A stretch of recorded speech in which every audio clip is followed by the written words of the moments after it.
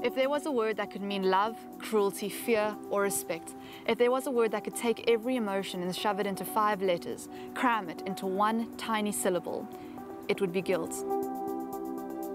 This extract from the book Give and Take is even more remarkable when you get to know Monique Hollis, the young author who penned it. The Rustenburg Girls High School pupil was only 13 years old when she wrote her first book. She self-published it when she was 14. Now, in grade 11, Monique launched her second book in March. As a boarder at her school, the young writer flourishes with the support of her teachers and peers. I started teaching at the beginning of last year when she was in grade 10, and obviously heard a lot about this girl, and I've always been impressed by her passion. She is absolutely passionate about my subject. She's also incredibly easy to engage with. You know, she is by nature a warm and positive pupil for me.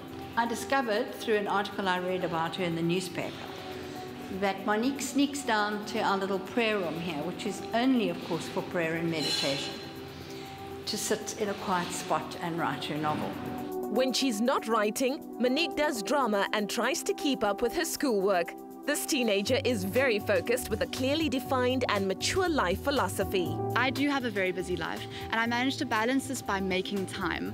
Now, I know this may sound very funny because I can't physically make more seconds in the day, but there is this saying that I like to live by that says we all have the same amount of hours to do something amazing or to not. And so in this way, for instance with writing, I write 2 hours every day, and it's gotten more intense as the book's gotten along. And to write, to be able to write, I just take away those pleasures that other teenagers have. So instead of going on my phone, I will write. Instead of watching TV shows, I will write. Instead of going out, I will write. And that's how I managed to balance it all. Monique's books deal with some controversial themes that people her age can identify with. Her mother supported her wholeheartedly and helped her understand some of the more serious topics. She's really is a self-starter, and everything she does, you know, she throws herself with absolute passion into. So I think everything she's going to touch is going to be successful and turn to gold. I think she was 2 and she memorized one of the, I think it's Dr. Seuss books, Inside, Upside, Downside and Bears in the Night. And she, you know, would just memorize the book and recite it and draw and write a lot. And she was an active reader from a very young age. She was independent. She always did exactly what she wanted to do. So there was never a problem. I mean, you didn't have to spoon feed Mom. You know, at 2 she used to make her own breakfast. And I remember the days when I used to play with her, and I used to read to her, and so there were always books in the equation. We played with other toys, but mainly books and singing and playing with things like that. Writing under the name Moni Monsson, she draws inspiration from the world around her. Her books are fantasy romances with the lead character Natasha torn between 2 loves. Give and Take is a follow-up from my first book, Fire and Ice, which I wrote and published in grade 8. And it's basically, Fire and Ice is about a girl who falls in love with 2 brothers, and Give and Take is about how she makes the wrong choice and she falls in love with the wrong brother and how she has to live with those consequences. The themes that I address in Give and Take are the loss of innocence that all teenagers go to, which I felt affected me very much because as I'm a teenager growing up, and I've written this book as I've transitioned through my teenage years.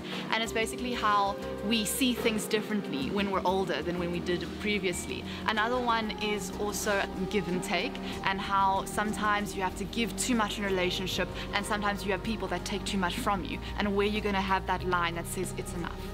The most difficult part of writing this was that I had to deal with very, very controversial issues, which is what I do. I will always, my aim is to make people think. That's I believe is my purpose in life. So I have to deal with stuff like sex and drugs and alcohol and religion. And in teenage years, it's very, very, that we still have to decide about. And so that was the most difficult part, in the way that I had to get down and cut away everything else and get down to the rawness of it.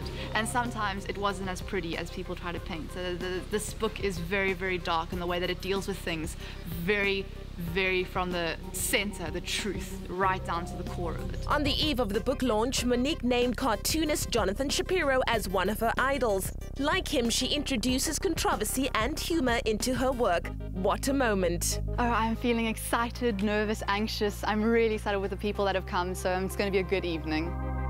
Her latest book is popular with her peers, with a core message that resonates with all. The message is that you are worth something more than you think, because I find that in the book, Natasha is only human, so she makes mistakes and she ends up giving too much of herself to the boyfriend, the person that she chooses, and she's too scared to say, I am worth more, I deserve more, and in that way, that's where she falls. So for me, it's basically saying, this is what happens.